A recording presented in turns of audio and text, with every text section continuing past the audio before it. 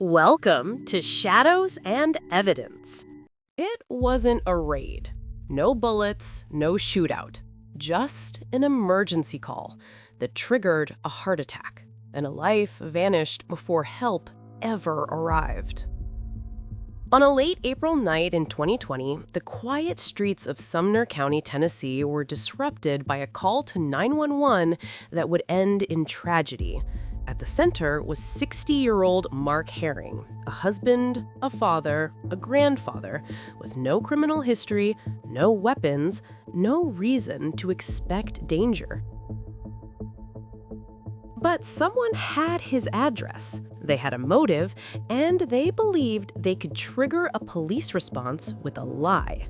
Not for justice, not for safety, but for control. Mark Herring's death didn't happen because someone pulled a trigger. It happened because someone pulled a digital string. This case did not hinge on DNA. It hinged on communication patterns.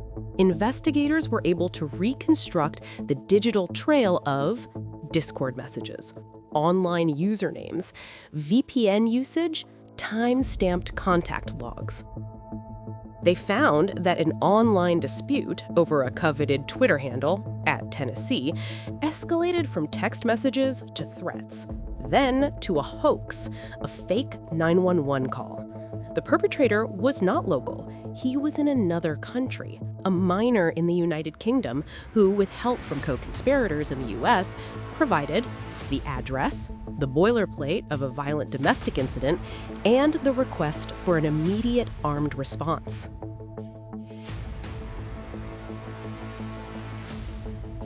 That was enough to send police racing to a home where nothing was happening. When first responders arrived on scene, officers believed they were responding to shots fired, an adult male down, possible hostage situation. That assumption framed everything that followed. Officers were trained to treat every swatting call like a real emergency. They approached the home with weapons ready. But they were stepping into a scenario that was entirely fabricated. There were no suspects, no victims, no danger. Only a terrified man answering his front door. The police radios were open. Dispatches were live. But the audio told something else. No shots fired, no violent encounter. Instead, the sequence of communication reveals the 911 call was placed at an elevated time of online tension. Dispatch was routed immediately, no verification delay. The officers arrived within minutes, and Mark Herring, confronted by uniformed authority in his own yard, suffered a fatal heart attack. No gunfire, no struggle, but a diagnosed cardiac event. Paramedics would later say the stress of the encounter, the adrenaline, the shock, triggered the collapse.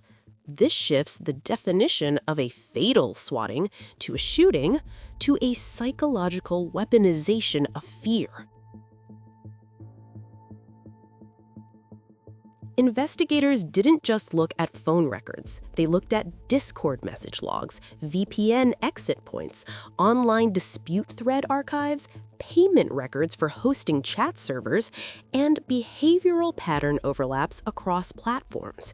They discovered one user in the UK was aggressively pushing the idea of triggering a swatting call as retaliation for the Twitter handle dispute. That user wasn't acting alone. 2 American co-conspirators provided Mark Herring's address. They knew exactly where he lived. They knew exactly what button to press to activate law enforcement. And they did it deliberately.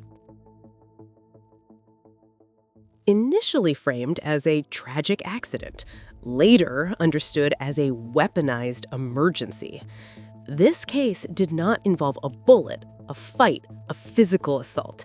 It involved fear delivered by phone, and the court, in federal sentencing, treated it as a crime of real consequence. Shane Sonderman, one of the co-conspirators, pled guilty and was sentenced to 5 years in prison and fined $250,000. But the sentence doesn't bring back Mark Herring. It only acknowledges that the digital act had real-world consequences.